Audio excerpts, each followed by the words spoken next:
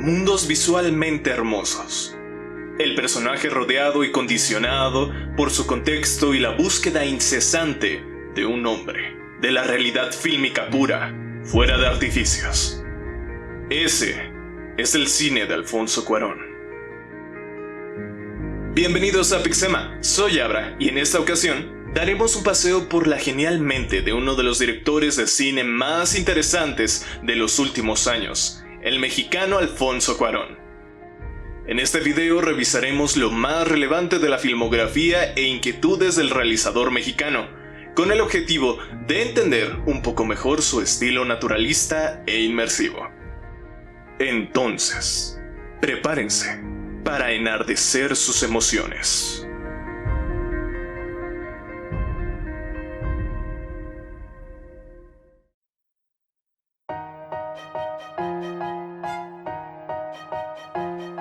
Es difícil en muchos sentidos encontrar películas y más aún cineastas que logren un balance correcto entre el cine comercial y uno más autoral. Por eso creo que el cine de este director tiene un gran mérito, pues sus películas, ya sea que te gusten o no, alcanzan este equilibrio, impresionando a grandes audiencias al mismo tiempo que concretan interesantes y minuciosos mundos genialmente filmados. La cuestión es, ¿cómo logra esto? ¿Qué fue lo que catapultó a este cineasta hasta lo que es hoy? Todo está en dos elementos: personaje y contexto. Desde pícaras comedias mexicanas hasta la exploración de los mismos confines del espacio, el cine de Cuarón se ha centrado en un estilo naturalista, en meter al espectador en el mundo de los personajes. Sean bienvenidos a otro año en Hogwarts. Pero, ¿a qué me refiero con todo esto? Bueno, para explicarlo mejor, regresemos a su adolescencia, cuando vio por primera vez una de las películas que más lo influenciaron, Canoa, de Felipe Casals, un largometraje de 1975 que nos lleva a San Miguel Canoa, para presenciar el injusto linchamiento de unos jóvenes por parte de los pobladores que se han dejado llevar por la paranoia y las mentiras de las autoridades. ¡Vecinos y gentes! ¡Miren, ya vienen! ¡Ya están cerca! Aquí se encontró con un argumento en donde los personajes, a pesar de llevar de la mano la historia, no son el foco de la película, sino que están influenciados y condicionados por el contexto social del México de aquellos años, el cual se convierte en el verdadero protagonista. En pocas palabras, Cuarón de este filme desarrolló su gusto por darle al contexto el mismo peso visual y narrativo que tienen los personajes. A partir de este planteamiento, dotó a su cine de la capacidad de meternos a una realidad social a través de elementos cinematográficos, manteniendo a la cámara como un testigo y por tal introducirnos de forma orgánica al mundo de los personajes. Pero esto lo explicaré a fondo más adelante. Ahora, regresemos al inicio de su carrera, pues su filmografía ha ido evolucionando en estilo con los años. A decir verdad, el inicio de esta fue más por el camino de la experimentación, porque, como cualquier debutante en el séptimo arte, buscaba aprender el oficio y, más allá de eso, lograr encontrar su estilo o voz propia. Primero, en su colaboración dentro de La Hora Marcada, una antigua serie televisiva mexicana análoga a La Dimensión Desconocida, y más tarde en su experiencia en distintos puestos de producción, ya sea como sonidista o como asistente de dirección. Lo importante era estar en el medio para aprender. Sin embargo, su verdadera prueba fue cuando el director, junto a su cinematógrafo y amigo de toda la vida Emanuel El Chivo Lubezki, se reunieron para filmar Solo con tu pareja. La historia de un mujeriego que cree tener SIDA, lo que lo llevará a distintas y jocosas situaciones con sus amigos y parejas. Harakiri. ¿Me viste? Harakiri. ¡Harakiri! Harakiri.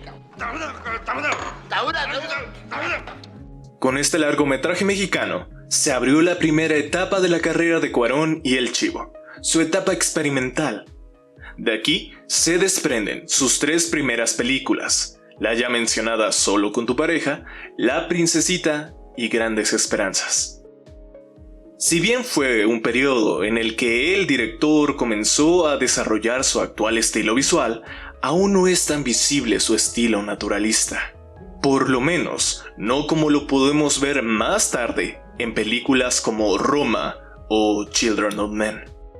Pero sí desarrolló elementos muy interesantes que están presentes en sus futuros trabajos.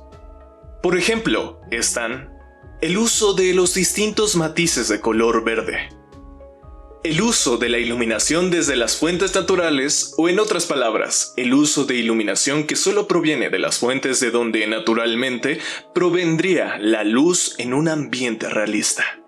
Y por último, sus primeras incursiones en el reto técnico del plano secuencia, tal como lo podemos ver en la prolongada toma de Grandes esperanzas.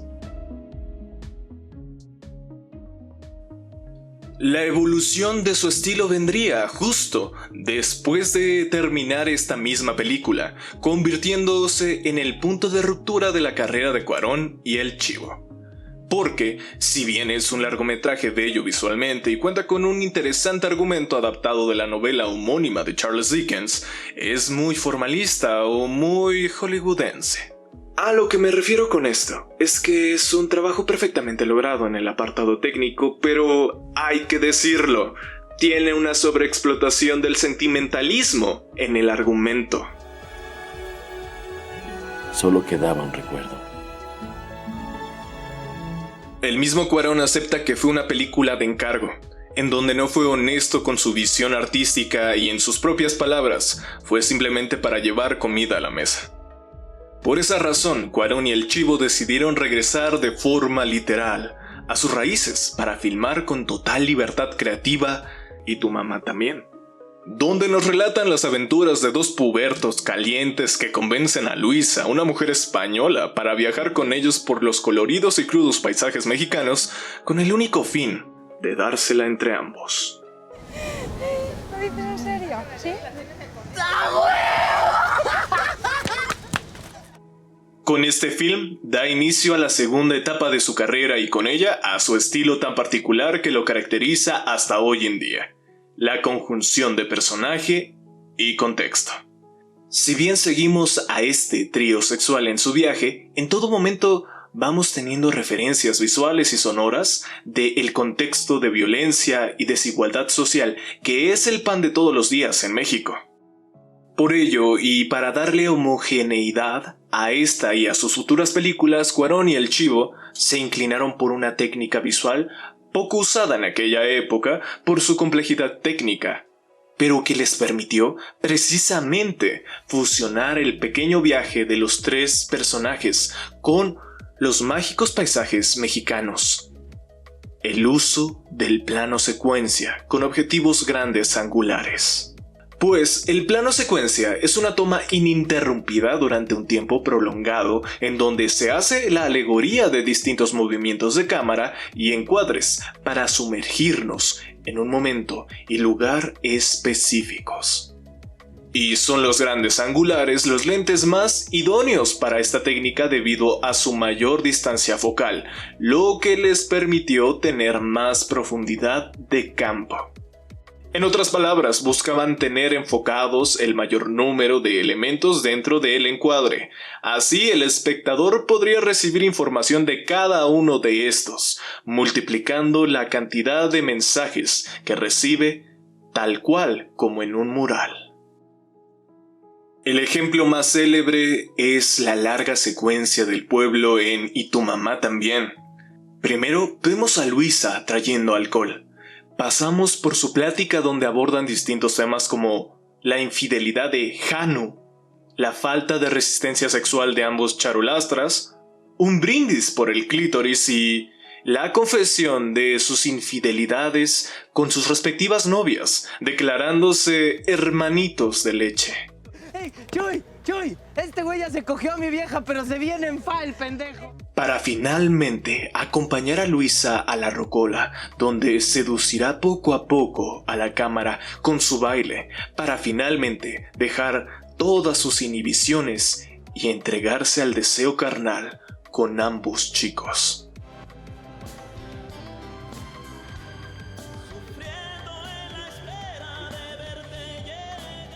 Otro ejemplo lo encontramos en su siguiente película, Harry Potter y el prisionero de Azkaban, en la secuencia de la plática entre Harry y el señor Weasley, donde iniciamos viendo una cálida escena familiar.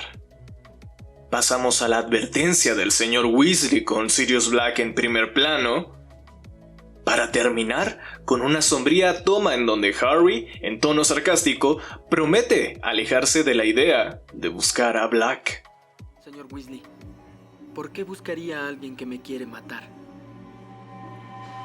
Pero más allá del desplante técnico que acabo de explicar, el punto central, como ya mencioné, simplemente es situar o sumergir al espectador dentro de los mundos donde están estos personajes. Sintetizar elementos como la narrativa literaria, los movimientos de cámara, la banda sonora, el diseño de arte y la actuación para darle un sentido narrativo a la película. En pocas palabras, todo al servicio del concepto central de la película. Hay una tendencia a separar lo que él dice en forma y contenido, pero es que el contenido está en la forma. Desmenucemos una de mis secuencias favoritas de Roma para ejemplificar este punto, el halconazo. Primero vemos a Cleo, el chofer y la abuela dentro del auto mientras transitan por las calles para llegar a la mueblería. En todo momento, vemos a Cleo en primer plano, pero el verdadero punto de interés está al frente, con todos los estudiantes manifestándose. Mientras tanto, la abuela ya nos da un adelanto de lo que nos viene. Ay, Dios mío. No los vayan a golpear otra vez. Mira, ahí se va uno. Después, se estacionan para llegar a la mueblería a pie. Aquí, a pesar de que seguimos a los personajes en un largo travelín lateral, ellos no están en primer plano, sino los agentes de la autoridad, los granaderos, seguidos por el grupo porril, quienes, más tarde, darán inicio a la represión. Ya para este momento, el director nos mostró a los dos actores del desastre, los estudiantes y a los represores. Solo es cuestión de tiempo para que el halconazo estalle. Una vez dentro de la mueblería, regresamos con Cleo y la abuela que se disponen a comprar la cuna. Sin embargo, el espectador ya tiene las pistas de lo que viene. Entonces, la cámara y el audio poco a poco se alejan con un paneo de ambas mujeres, para finalmente desatar la bomba. La represión dio inicio. El paneo comienza con las dos mujeres, gira para centrarse en su contexto y finalmente regresa con ellas. Con este plano secuencia, no solo le da un gran peso narrativo a lo que sucede fuera de la ventana, sino que lo convierte en el protagonista, afectando profundamente a Cleo y a la abuela. Pero esto no termina ahí. El conflicto no se queda del otro lado de la ventana. Un joven herido entra a la mueblería para tratar de salvarse de los represores, quienes finalmente lo asesinan. Una vez más, vamos del contexto a los personajes, que finalmente son aplastados por este. Pues uno de los represores es Fermín, el padre del hijo que espera a Cleo. De esta forma, vemos cómo este enfrentamiento social pasa a ser un enfrentamiento personal y emocional entre Cleo y Fermín, concluyendo dramáticamente con Fermín abandonando a su familia y Cleo mirándolo mientras se le rompe la fuente. Finalmente, el chofer, la abuela y Cleo tratan de salir rápidamente del lugar para llegar al hospital y recibir al prematuro bebé. Una vez más, con un paneo que nos lleva de contexto a personaje y este de vuelta al contexto, aprovechando cada elemento del encuadre para recalcar esta ambivalencia. ¡Ayúdame!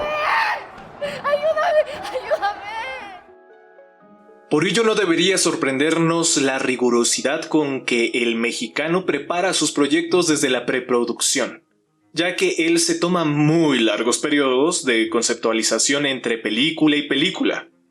No hay que irnos tan lejos. Del estreno de Gravedad a Roma pasaron 5 años.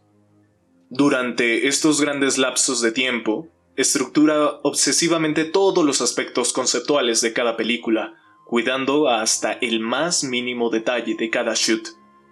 Una vez más, Roma es el mejor ejemplo. Solo hay que ver la minuciosidad con la cual reconstruyó las calles de México, tal cual como estaban en 1971.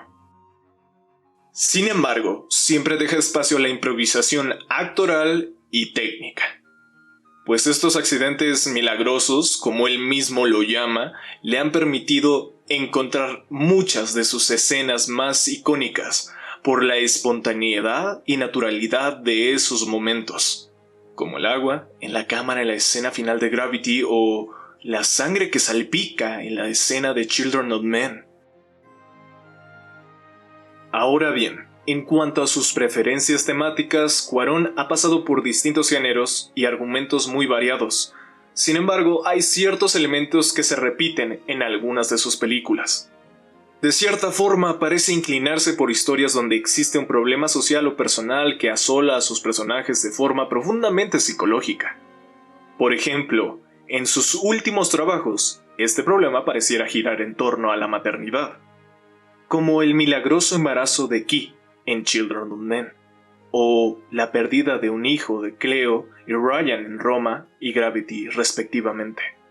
De esta forma, lleva a sus personajes por distintas aventuras y desventuras para finalmente encontrar una redención o renovación espiritual, casi siempre simbolizada en el agua o la playa.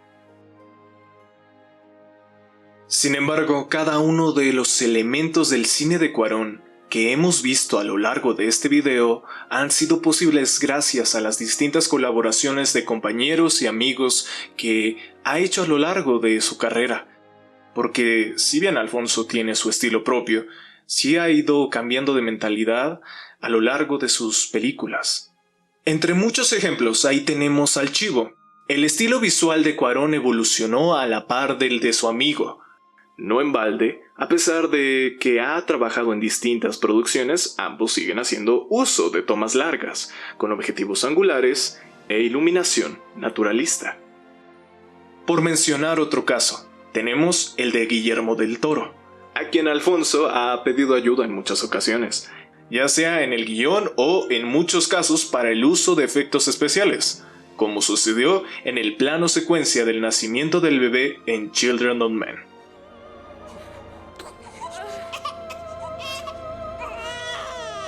¿Cómo está? Es una niña. Ya sea ayuda técnica de Iñárritu y del Toro, colaboraciones familiares, pláticas con grandes directores como Pavel Pawlikowski, Carlos Raigadas o James Cameron, la carrera de Cuarón es un ejemplo de que la colaboración es la base de este bello arte llamado cine.